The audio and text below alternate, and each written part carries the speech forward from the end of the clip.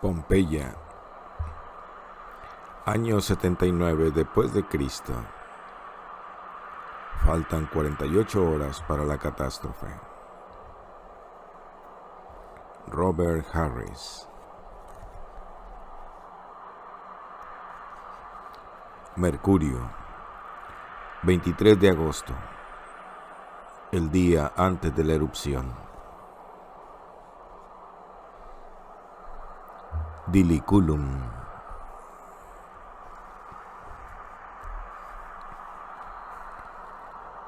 En lo alto del gran faro de piedra, oculto tras el promontorio meridional de la bahía, los esclavos estaban apagando el fuego para dar la bienvenida al amanecer.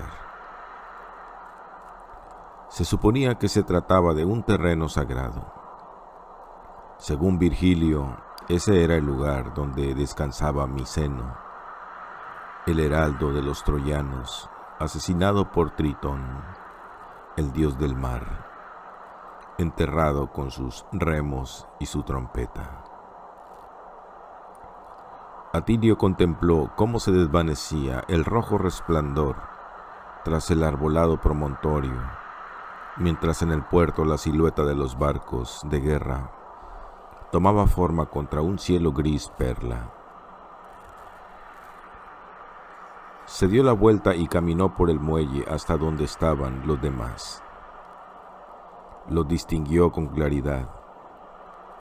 Musa, Beco, Corvino, Polites. Empezaban a resultarle tan familiares como sus propios parientes. Todavía no había señales de Corax. 9 burdeles, decía Musa.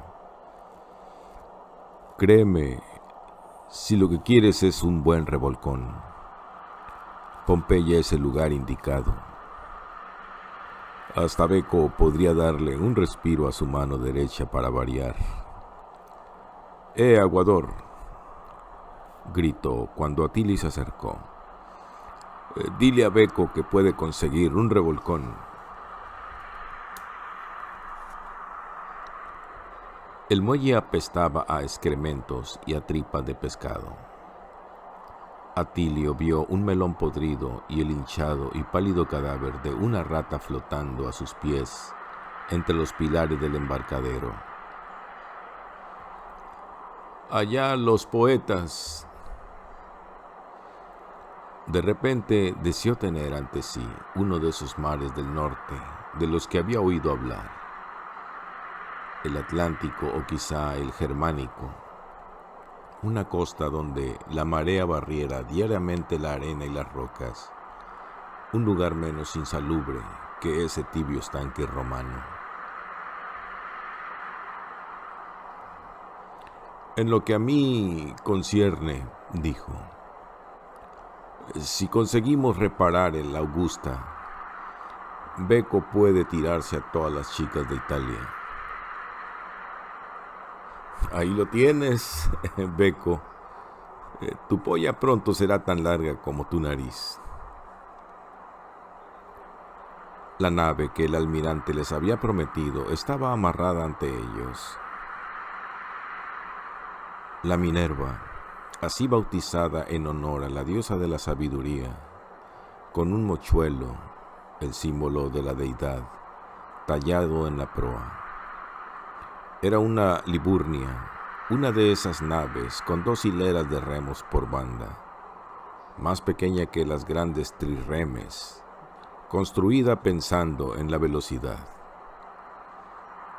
Su alto codaste sobresalía en la popa y se curvaba hacia arriba y adelante igual que el aguijón de un escorpión dispuesto a picar.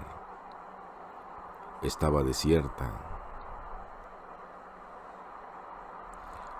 Están Cucuya y Esmirna, seguía diciendo Musa.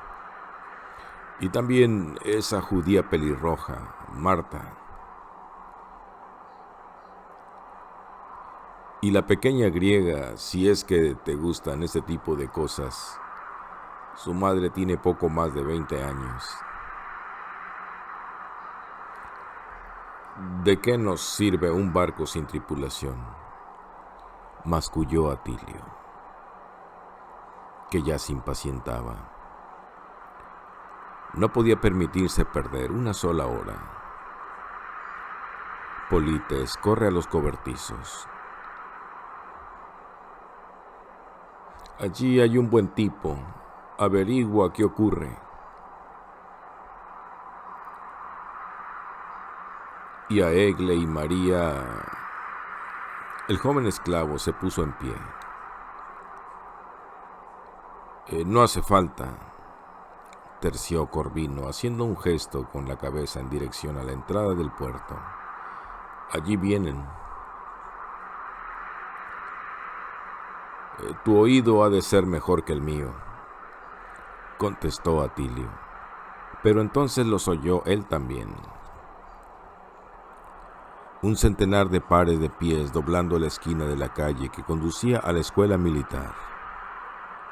Cuando cruzaron el puente de madera, las rítmicas pisadas se convirtieron en un tronar del cuero sobre las tablas. Entonces aparecieron unas antorchas y la unidad giró por la calle que conducía al final del puerto.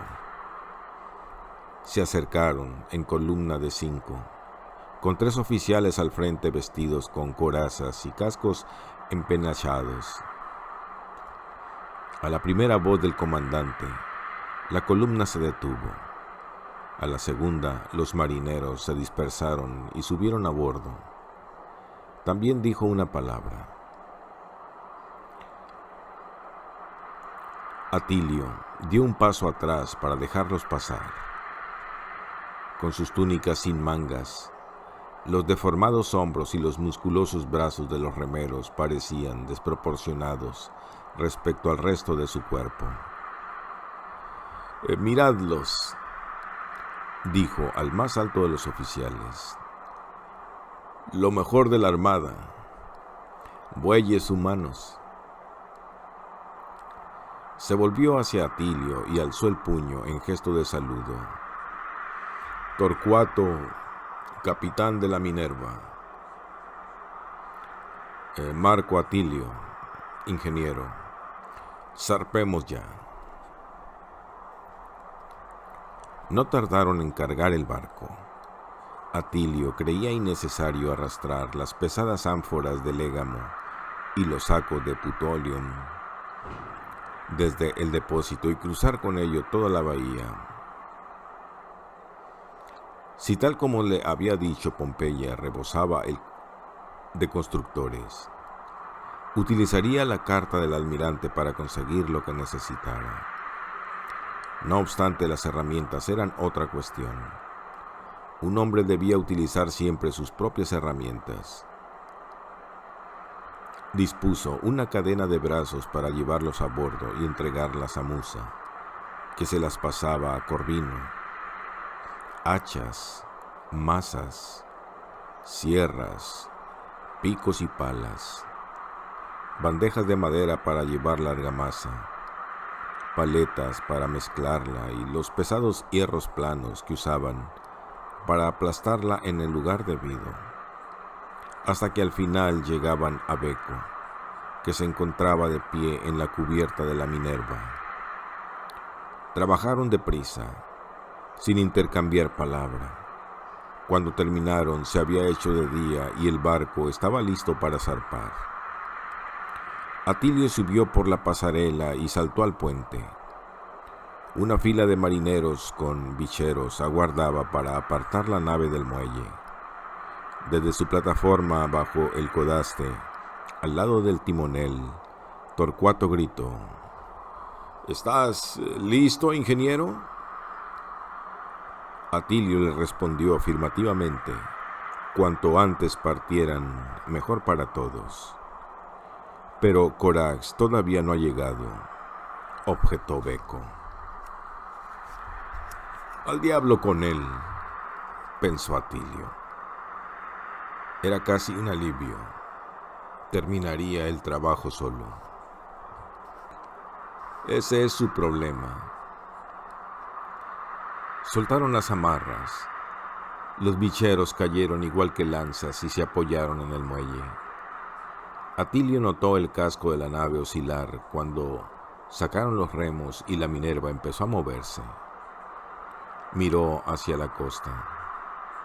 Una multitud se había reunido en torno a la fuente, esperando que el agua apareciera.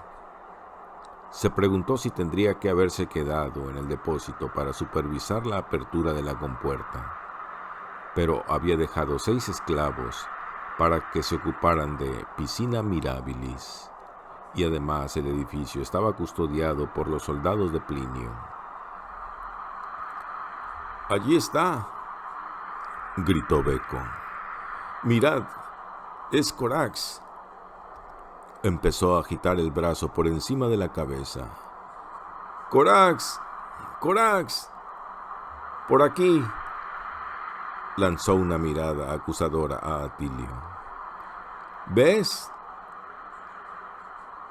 Tendrías que haberle esperado».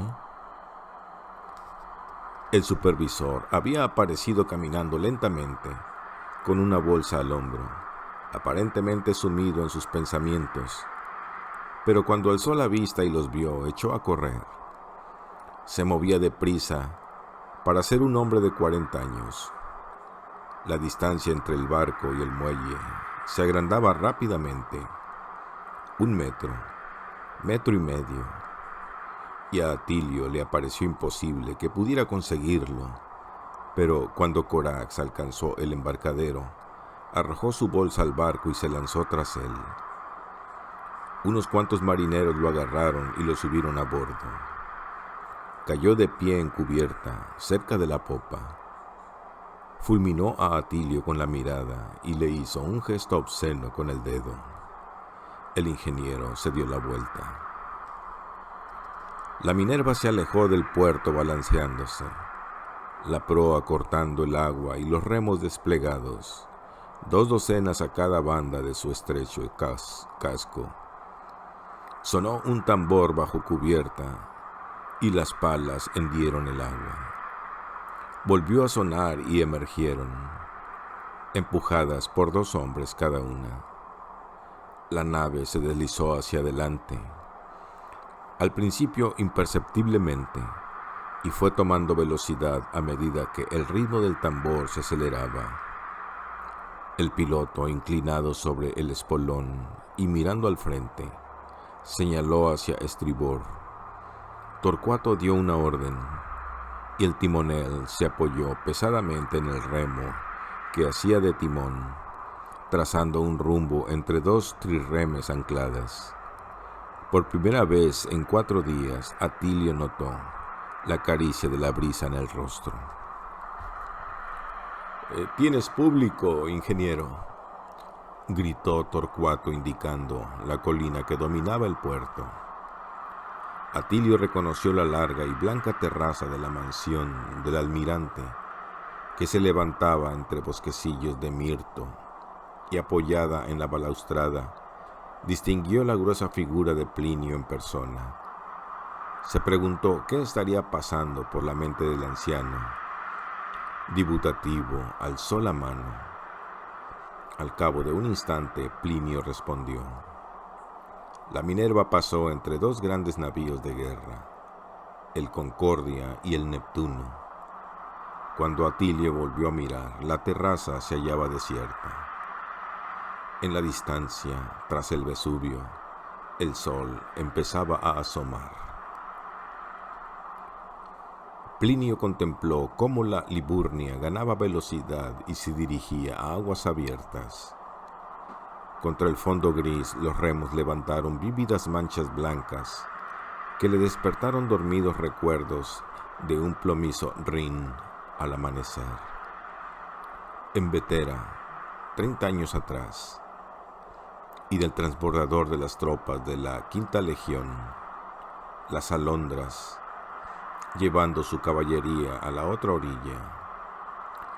¡Qué tiempos! ¿Qué no habría dado por poder embarcarse de nuevo al amanecer? o mejor aún, por mandar una flota en combate. No lo había hecho en los 2 años que llevaba como almirante.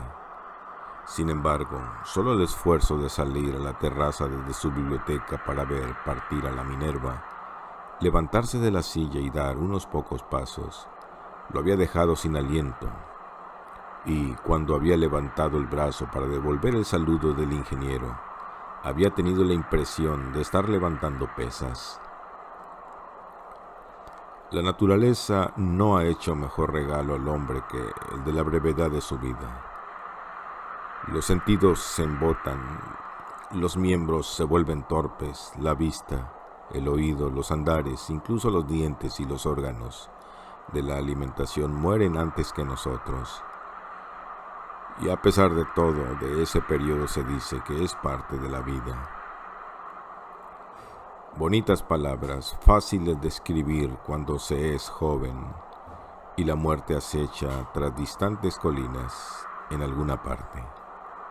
Pero menos fáciles cuando se tenían 56 años y el enemigo avanzaba a plena vista a través de los campos. Descansó la barriga en la balaustrada, con la esperanza de que ninguno de sus secretarios notara su flaqueza. Luego se apartó y volvió dentro caminando pesadamente. Siempre había sentido predilección por los hombres jóvenes como Atilio, no en el sentido griego y sucio de la palabra, naturalmente. Nunca había tenido tiempo para ninguna de esas paparruchas, aunque había visto muchas en el ejército, sino en un aspecto espiritual, como la personificación de las vigorosas virtudes romanas. Los senadores podían soñar con imperios, los soldados con conquistarlos, pero eran los ingenieros quienes tendían las calzadas y los acueductos, los que construían todo eso y proporcionaban a Roma su alcance universal. Se prometió que cuando el aguador regresara, lo invitaría a cenar para sonsacarle y averiguar exactamente qué le había ocurrido a la Augusta. Entonces consultarían algunos textos de su biblioteca y le mostraría unos cuantos misterios de la naturaleza, cuyas sorpresas eran inacabables. Por ejemplo, aquellos interminentes y armónicos temblores. ¿Qué eran? Tendría que anotar el fenómeno e incluirlo en la próxima edición de su Historia Natural. Todos los meses descubría algo que requería explicación. Sus 2 esclavos griegos esperaban pacientemente al lado de la mesa. Alcman para leer en voz alta, Alexion para el dictado. Llevaban atendiéndolo desde poco después de la medianoche, ya que hacía tiempo que el almirante se había acostumbrado a vivir con pocas horas de sueño. Su lema era: estar despierto es estar vivo. El único hombre que había conocido capaz de prescindir del sueño, igual que él, había sido el difunto emperador Vespasiano, con quien solía encontrarse en Roma en plena noche para despachar asuntos oficiales. Esa había sido la razón de que lo hubiera puesto al frente de la flota. Mi siempre vigilante Plinio lo había llamado con su acento de patán y le había pellizcado la mejilla. Echó una mirada a la estancia y a los tesoros acumulados durante sus viajes por todo el imperio. 160 libros de notas en los que había dejado constancia de todos los hechos interesantes sobre los que había leído u oído hablar. Larcio Licinio, el gobernador de la Hispania tarraconense, le había ofrecido 400,000 sestercios por el lote, pero él no se había sentido tentado. 2 fragmentos de magnetita extraídos en Dacia y unidos por su misteriosa magia, un pedazo de reluciente piedra gris de Macedonia, de la que se decía que había caído de las estrellas.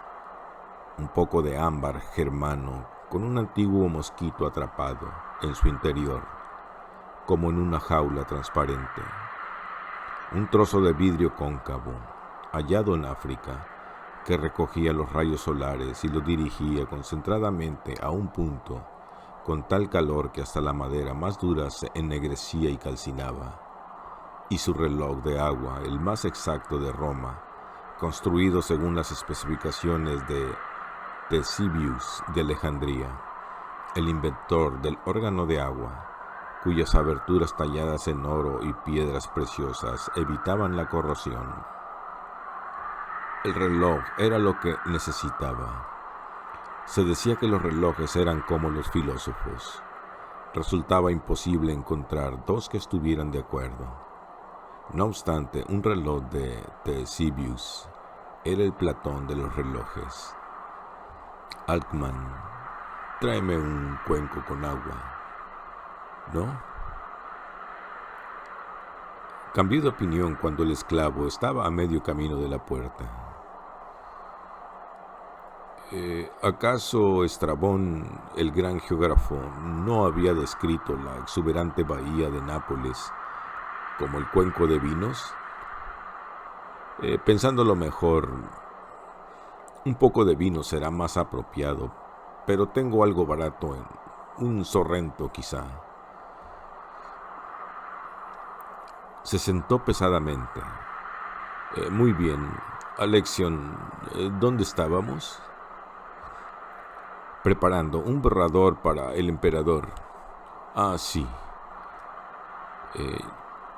Ya que era de día, iba a tener que mandar un mensaje mediante destellos para informar al nuevo emperador, Tito, del problema del acueducto. Pasaría la torre de señales, en torre de señales hasta Roma, y llegaría a manos del emperador al mediodía. Se preguntó qué haría con él, el nuevo amo del mundo. Mandaremos la señal al emperador y cuando hayamos terminado con eso, creo que empezaré un nuevo libro de anotaciones y apuntaré algunas observaciones científicas. ¿Te interesaría? Sí, almirante. El esclavo cogió su punzón y la tablilla de cera, esforzándose por contener un bostezo. Plinio fingió no haberlo visto. Se pellizcó el labio. Conocía bien a Tito.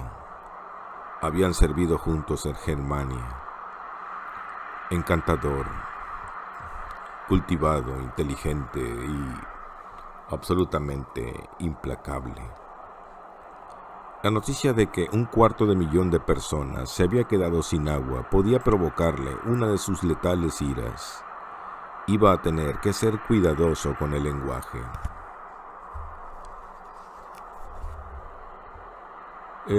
Para su eminentísima alteza, el emperador Tito, de su comandante en jefe en Miceno, empezó a dictar.